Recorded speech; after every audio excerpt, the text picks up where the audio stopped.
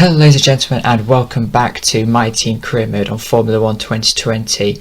This episode is the Bahrain Grand Prix, and we're starting off assigning a activity before the Grand Prix weekend.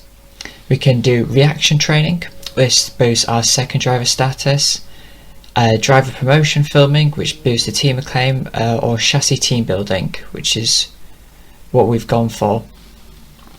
I picked chassis team building because I wanted to put a larger emphasis on the chassis department, because that's where we are currently lacking in terms of the car development. And I'm currently at the moment just going through the R&D and the money, seeing if I can invest any parts into the car.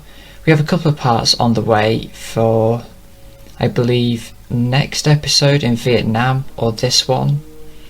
Here I'm just looking to see if there are any more upgrades. Unfortunately, I'm unable to do two development once for the chassis department, so I believe I'm going to be upgrading the fabrication at least this episode or next episode. We do a rear wing upgrade, which will come in for, I believe, the Dutch Grand Prix or the Chinese Grand Prix, one of the two. And yeah, there's only two upgrades in, so we're going to advance time now, do this chassis building. That gets us a loss of 5k, but it increases the chassis acclaim, not acclaim. It boosts the chassis department, basically. And again, I'm faffing around here looking. We have a new sponsor to put on the car as a secondary sponsor for our first one, as we've reached Team Acclaim 2. And I'm going through all of them here. Now I'm looking obviously which has quite a good weekly income, because that's guaranteed income, but which also one has a achievable goal bonus and a quite nice goal bonus. So I'm looking at Atlantic here, and as a team completes a total of 75 laps during a race weekend. 102,000 a week with 94,000 for completing the goal bonus. That's a pretty simple and easy one. So we went for Atlantic to partner Pacifico. And now I'm just going through updating my helmet, making the colours match along with my racing suit. Sticking with the theme of purple, black and white with a bit of blue in the racing suit. Choosing all of the podium celebrations. Not that we're going to get a podium anytime soon, but you know. Oh well. So here we are for practice one. Now, in the episodes from now on, I believe I'm going to be trying to condense practice as much as possible. This is because cut down on running time, and practice programs are pretty mundane really. We're going to be going through them constantly, and you know, they're always going to be done in the background. But for this one I believe I kept it in, just because there are a couple of moments, let's say. Setup wise, getting the setup off the internet. This was the last race I used for time trial setups during the race. I know, go figure. After this race, the one starting from Vietnam, which would be next episode, I started using race setups. Qualifying, whilst important, isn't as important for a backmarker team, or at least in my opinion. For my car, I won't be able to get out of Q2 or even Q1 in some tracks, and the AI are ridiculously powerful in Q1 or in qualifying. So I thought focus on getting a good race setup, but for this one we do have a time trial setup on. But that's fine, because strategy wise will probably be mediums to hards, because I'm not going to be using the softs to start off with, because they are a dreadful race tyre around Bahrain. Set up there and use it if you want to, but I'd recommend using a proper race setup.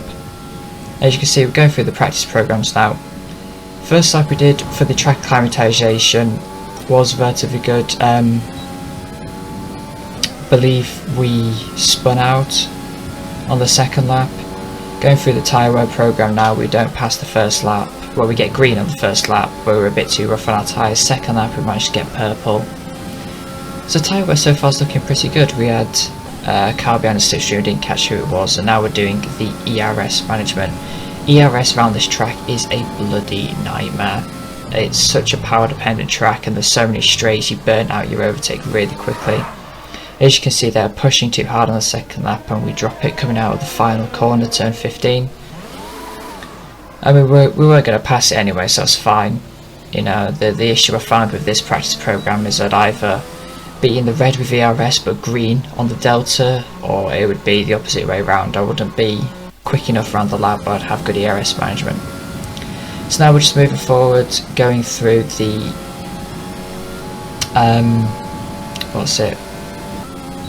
race program. I believe it's called. I can't remember what exactly it's called. But so far, 3 green laps, and I believe I have another boo-boo at the exit of turn 3. I was struggling quite a lot through this first sequence of corners, especially out of turn 2 into turn 3. I was struggling to lay the power down.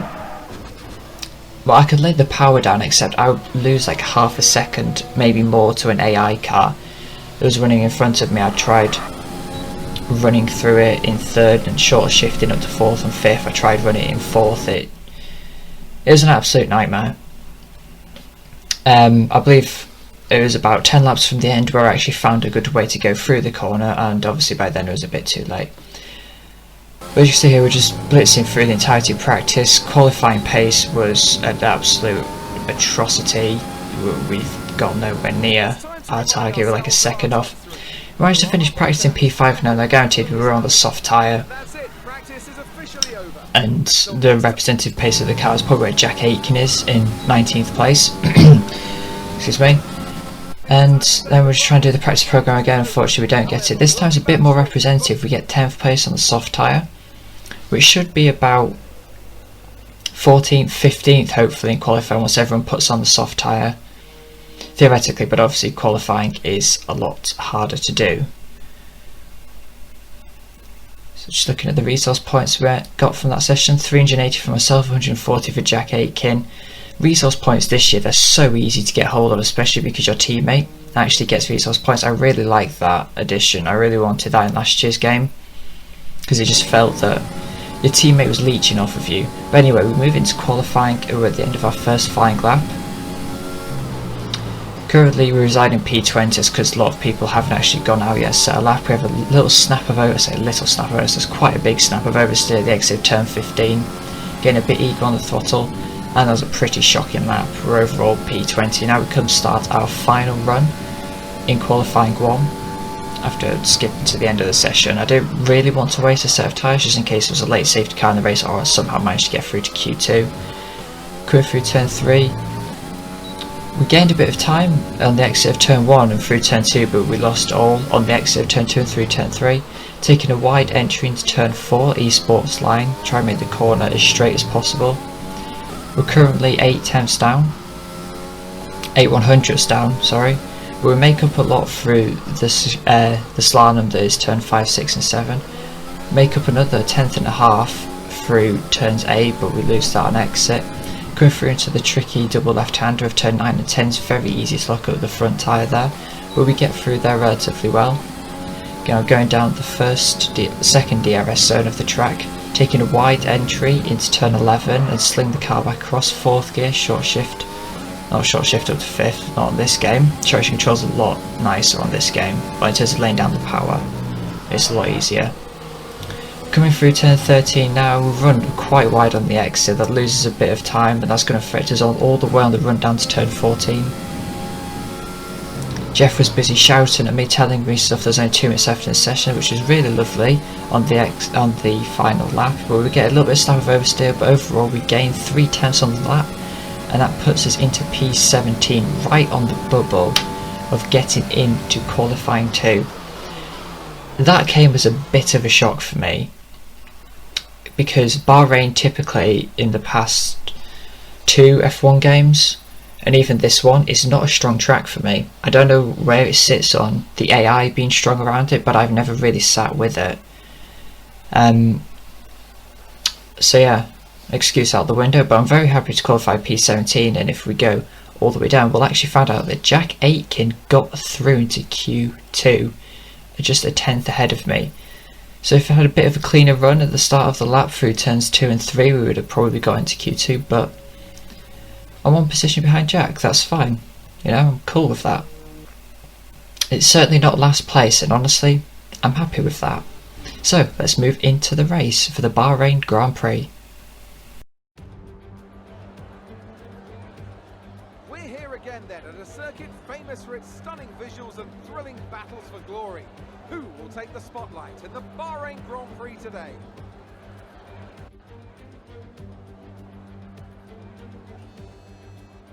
There's no shortage of passing opportunities around the 3.36 miles of the Bahrain International Circuit, with the best at turn 1 of course, and then another soon into turn 4. 15 corners here, 6 to the left and 9 to the right, and we could see 1 or 2 flat spots into the tight left-hander of turn 10.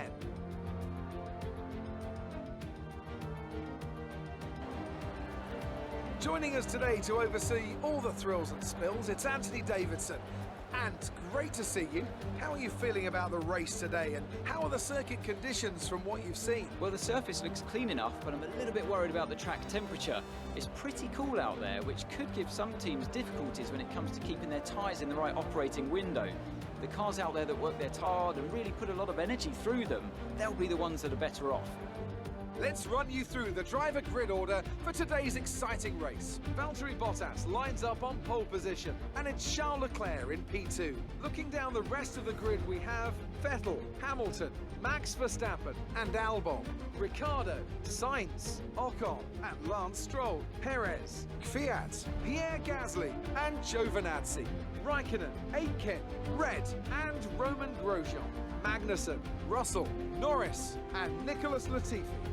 It's almost time for the lights to go out, so let's head down to the track and get this Grand Prix underway. So the usual suspects at the front of the field there. Jack Aitken coming in at P16 at the end of Q2. Pretty good qualifying from the Chungus Khan boys here. Saying that we're only third best car, but theoretically I really don't think that's relevant given the power unit. But anyway, race is a typical one stop. We put in an extra lap of fuel, starting on the mediums, finishing on the hards. It's 5 red lights and away we go for the Bahrain Grand Prix. We get Jack Aitken and myself get well, Jack gets a mega start. Myself, I got bogged down a bit after the initial getaway. The insides opened up massively for us and we managed to dive down into P14, but try to take you relatively easy through there so the cars come across us. Kvyat gives us an absolute whack on the exit of turn 2. I get the overtake on Magnussen because why not? It's only the second corner. I'm just going back here, looking at the start. We did get squeezed quite a bit, so our initial gain was put back down going through turn 1, and then we saw Kvyat going 3-wide with myself and my teammate. We dive back up the inside of Magnussen though to regain P16 on the exit on the entry of turn 4. And we've managed to get through the first couple of turns without any front wing damage. Now we're just following my teammate, and that was it. For 4 laps nothing happened. We go on to lap 5, there's a yellow flag, rounds turn 12 and 13, and it's a Mercedes and a Red Bull off. So they might have had a coming together there, and the Mercedes is Lewis Hamilton and it's Max Verstappen, I believe. So we're going to ride on board with Max here. We're going to ride on board with Lewis first, I believe. Once I actually decide to play, there we go. So we're going through turn 12 now, up the hill.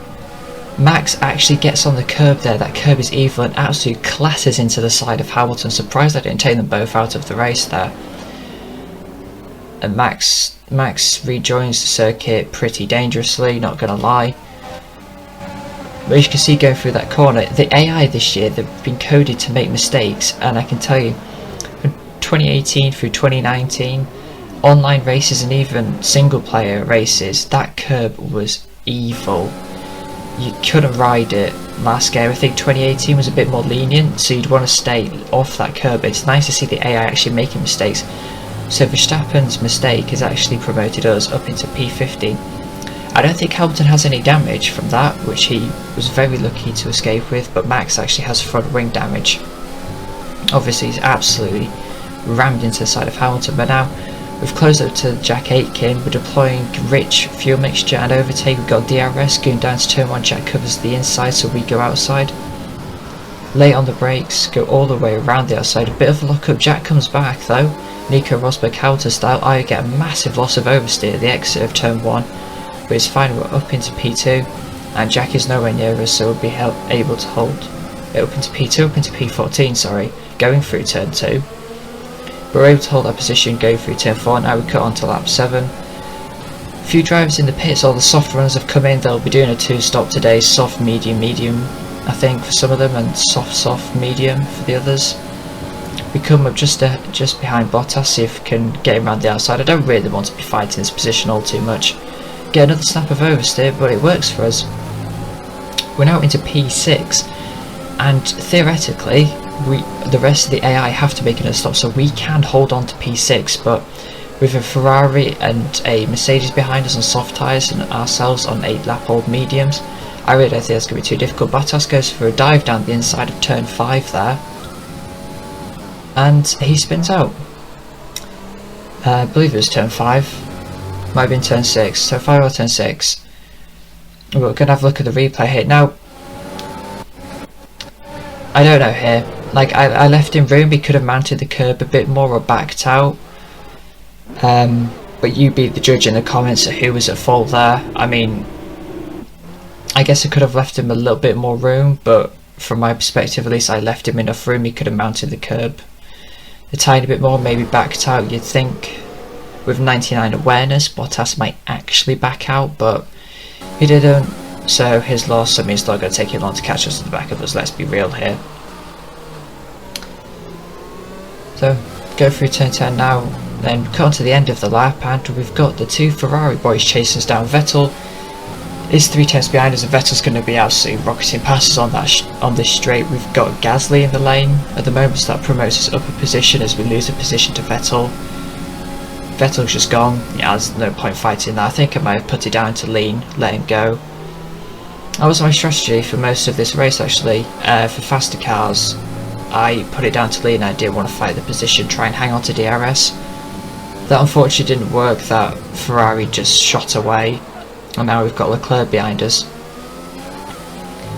So we're dropping positions quite quickly in this race, but I wasn't overly worried. It was nice to be at the front fighting these guys, not that I'm actually going to be racing the Ferraris and the Red Bulls and the Mercedes, but you know, strategy wise it could elevate us, and that's where you got to work out. Charles Leclerc goes around the outside of turns 9 and 10 here, and he just, I don't know where he was going. He was off into Vietnam. He was done with Bahrain for today. That was a thing, that's going to be a trend through this race. The AI cannot overtake around the outside of turn 10. It's not even an overtaking opportunity unless you're on the inside. But we cut to lap 11 now, and we've got Max Verstappen behind us on fresh medium tyres. I believe he is running a soft medium strategy. He goes around the outside of turn 10 as well. He has the track position, but he locks up or runs wide.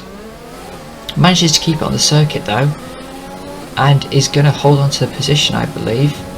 We're following now. I could have used overtake, but I didn't really want to go up the inside here. I wanted to wait to the main straight to try and use it. We've got enough ERS to play with, so we can potentially get Max Verstappen back, but no, he's gone.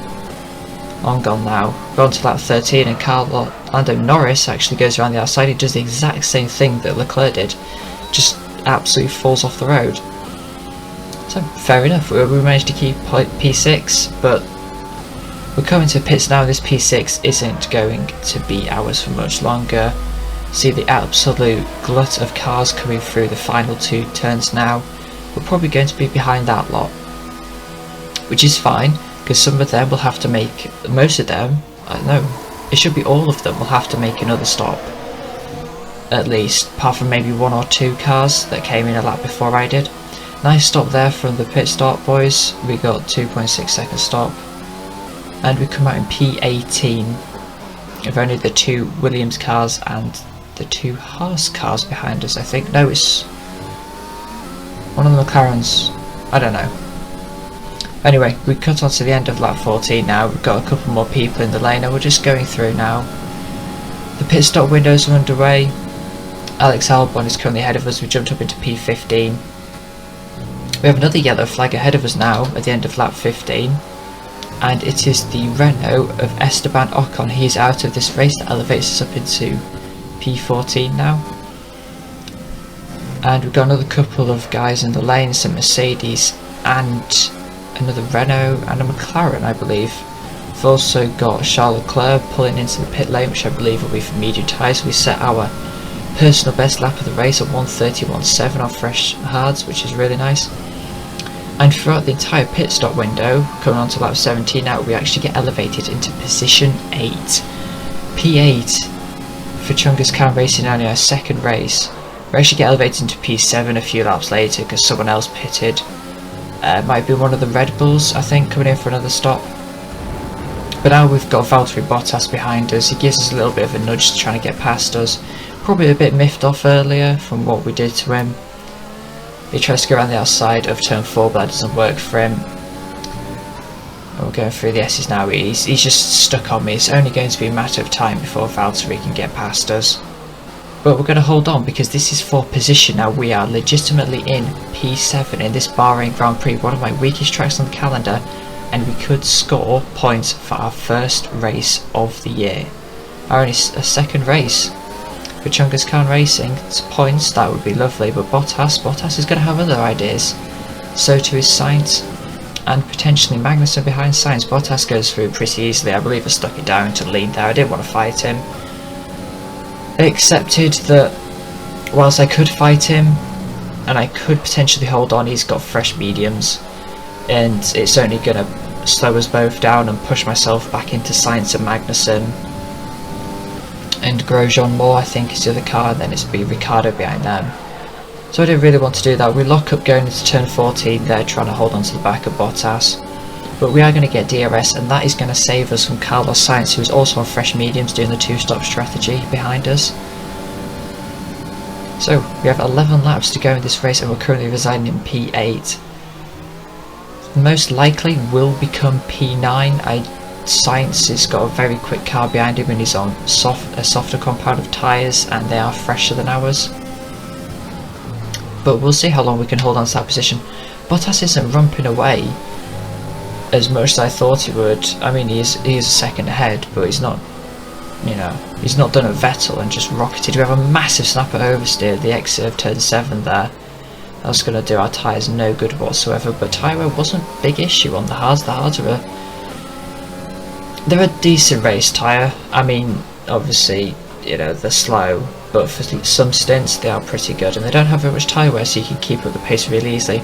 But that's not going to matter. As Sainz gets a magnificent run out of turn 7, we actually put it down to lean and let him go. I want to fight this position. I can fight the McLaren. Well, I've got the better engine, but they've got the better chassis.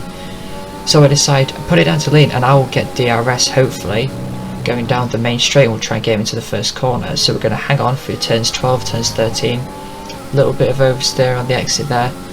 Sticking behind him, he's not really getting away, and we've got a fair amount of battery to use. Nice ride run going into turn 14, exit turn 15, smooth on the power, rich and overtake. Getting DRS, see if we can close him in. Which way we're going to go? We're going to go left. Carlos Sainz covers the middle, so we decide to go left, hang around the outside like we did in our teammate on lap 5 or lap 6. We get a nice run, we don't lose the back end this time, but Carlos Sainz goes around the outside, but he backs out of the move because we squeezed him onto the curb, but he's still there. We get DRS on him, we use a bit of overtake, and P8 is ours once again. That was a pretty good battle. Yeah, but it's not over yet. There are still 9 laps of this Grand Prix left. And we've still managed to hold into position, but he is going to come back at us, I think, going down to turn 9 or 10, or at least get DRS and try and get us into 11. I get really bad traction out of this corner on these hard compound tyres. He goes right around the outside once again. He actually manages to keep it relatively well on the circuit, but we give him the big squeeze coming off, and we get DRS from that, so we manage to hold the position once again. So Carlos Sainz not displaying the best racecraft here. And now we got on to lap 21, going through turns 1. We got another yellow flag in front of us. Around where we are, it is actually Carlos Sainz. He is retiring from this Grand Prix with some sort of mechanical failure. It's unlucky for him, so this is going to make our charge for P8 a whole lot easier. But saying that, there's still 9 laps left in this Grand Prix, and Daniel Ricciardo behind Kevin Magnussen in P10, or Daniel's in P10 at least, has medium compound tyres on, and he's got past it. We cut on to lap 25 now. Ricciardo's reeling us in at well over a second a lap, and Albon as well behind him, so we could still potentially be out of the points, or at least get P10 here. But Daniel Ricciardo on that 25, moving on to that 26, we cover the inside really aggressively, weaving a bit on the straight to try and break the slipstream. We decide to stay to the left, have the racing line for the first turn and hang around the outside. Ricciardo goes inside, he's going to get a bad exit because he's been pinched on the inside of the corner. We managed to hold on through turns 1, 2 and 3. We're going to turn 4 now. Again we hug the inside and then we slowly move back over to left. We position our car relatively well in the middle and we still hold on to P8. But during that fight Albon has gained nearly a second on us. So this race is far from over.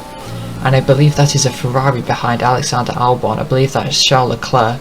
So we could be out of the points here. Yeah, there's still 4 laps left to go in this Grand Prix and a lot can happen, especially when they're on a soft compound tyre. Ricciardo goes around the outside once again into turn 10.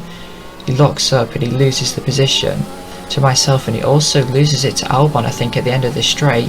Will the Red Bull outdrag the Ferrari, outdrag the Renault? It does, actually. I didn't catch the overtake, but now we move on to the penultimate lap of the Grand Prix. Now we've got Alexander Albon behind us. And we've got Ricciardo behind him, and then I think it's Leclerc, so we've got 3 extremely fast drivers and 3 very good cars behind us. Albon goes to the left, he gets fantastic driving straight line speed. We are not using overtake, he's probably using overtake and rich, but we have the inside for turn 4 and we managed to keep hold of the position. Coming to the end of lap 28 now. I'm not actually going in the pits, don't worry. I'm just trying to break it, and look at that. That is a sight you do not want to see in a Formula 1 car, especially a back marker. 3 cars all fighting for position 8. Well, 4 cars fighting position 8, 3 cars trying to overtake me. And we're moving on to the final lap of the Grand Prix. We don't have that much ERS to play with, and we don't have that much fuel to play with. We decide to burn some on this straight to try and get away from Albon, who's going to have to defend from Ricciardo going into turn 4. Charles Leclerc is waiting in the wings to try and potentially pick this up on the straights. We know how powerful that Ferrari engine unit is in a straight line. Going through his turns 5, 6 and 7. Down to turn 8, trying to perfect every single corner, get the smoothest run. Using lean here to minimise wheel spin and save a bit more fuel so we can use it on the final 3 straights. Albon goes to the inside, he dives down the inside. We have to leave him the space. We're going to try and pinch him a little bit. We're going to go out, get a good exit, use lean, and then we're going to put it up into Rich and overtake, see if we can outdrag him. We have DRS on Albon, and we've managed to outdrag the Red Bull racing car with our Mercedes engine. So we hold the position going to turn 11. There's only 4 more corners, 4 or 5 more corners left, going through turn 12 now. Albon's waited, he's only realistically got 1 more opportunity here, and that's going down into turns 14 and 15. He might be able to outdrag us going to the line, and Albon, he's not gaining that much. We can do this, go on to the final lap. Kachunga's car hold on to get 8th position in the Bahrain Grand Prix, going through the final corner. Using Rich, using all the fuel, using all of the RS. We come across the line, we do a personal best, and yes, we get P8. That's a win for us. That's a fantastic result. Only our 2nd race, we hold off a Red Bull, a Renault and a Ferrari. And we get driver of the day as well, P8. I'm very happy with that indeed. So, another fantastic victory for the Silver Arrows. So, Anthony, what made the difference out there today? I think a large part of the result comes down to temperament. They were able to keep their heads when everyone around them is losing theirs, and that's allowed them to get the best out of the car, to maximise the strategy, and to stay out of trouble.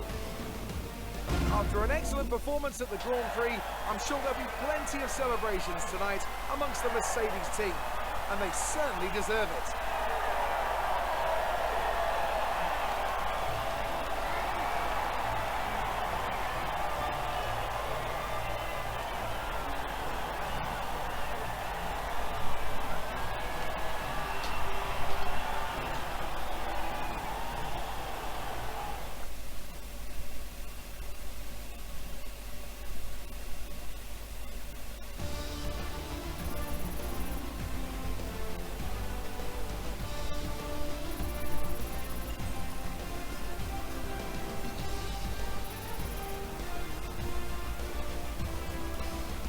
Now let's take a look at the driver's standings. It's a great result for Lewis Hamilton, who moves further ahead at the top of the table. Some amazing talent today, but Anthony, who would you pick as your driver of the day? I have to give it to Red. They fought so hard and had incredible pace at times, so I don't think anyone else did a better job today.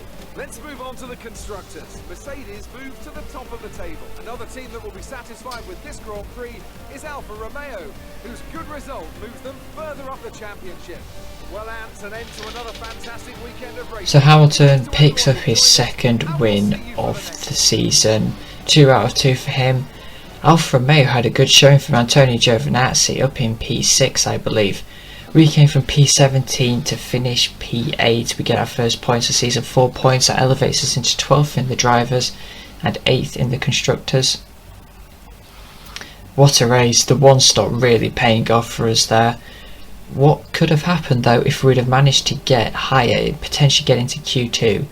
We could have been where that Alfa Romeo racing car was. But nonetheless, a very good weekend indeed. And the weekend is about to be ruined because we have an interview with Claire. Whoop-de-doo, absolutely love that. Well, yeah, I made it look easy. There's no mention at all about the fact that I've got my first points for my team and myself, but okay, sure. Do you have any comments about the clip? No, it's all negativity, isn't it, Claire? You know, thank you. Oh yes, sire me, why don't you? That's fine, you know, I didn't give you an answer. You completely ignore the fact that I finished P8, but sure. God, they're so sassy this year, aren't they, the reporters? They sire you. God, it's infuriating. But we managed to boost our team acclaim by a huge total. They're about halfway through the team acclaim level 3 now. We do get our sponsor goal for completing 75 laps, and we get a bunch of money. No damage costs actually. And now we're going to, I believe, advanced time. Yeah, so we're going to end this episode the start of the Vietnam Grand Prix. We have a bunch of resource points to spend. The upgrade came in for the rear wing. That moves us up into the 4th worst car, 5th worst car, or 7th best. So let's go 7th best, it sounds better. We jump Alfa Romeo, and now we're going to assign some activities to do. Well, at some point I think we're going to spend a bit of money maybe on the chassis. If we do have 2 million, and it costs 2 million to do. We're going to do quality control. I wasn't actually going to do fabrication, that cost too much. So we decided to give quality control to make sure the upgrades actually get into the car, and that leaves us with a little bit of money left in the bank, only $1,340. And now we're just looking at upgrades to do. We've got 1400 resource points. I could go for a major rear front wing upgrade, besides go for a minor drag reduction upgrade, just because I want to keep the front and the rear wing upgrades as balanced as possible. That way the car will be less unstable when I start running more aggressive setups from Vietnam onwards.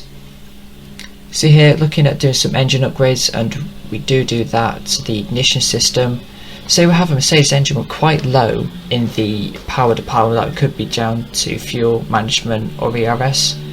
Now we're just going to assign some activities. We've got 9 days to use, and I'm looking to gain some money, so I believe we're going to do at least that vehicle PR filming event to get some money.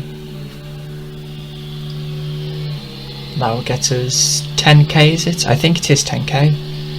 And then we're going to do the driver promotion filming to get the team acclaim up, and simulator training for Jack Aitken to boost his awareness. And there should be space for one more, and it should be the power team building should be the one. Well, it's the only one I can actually use.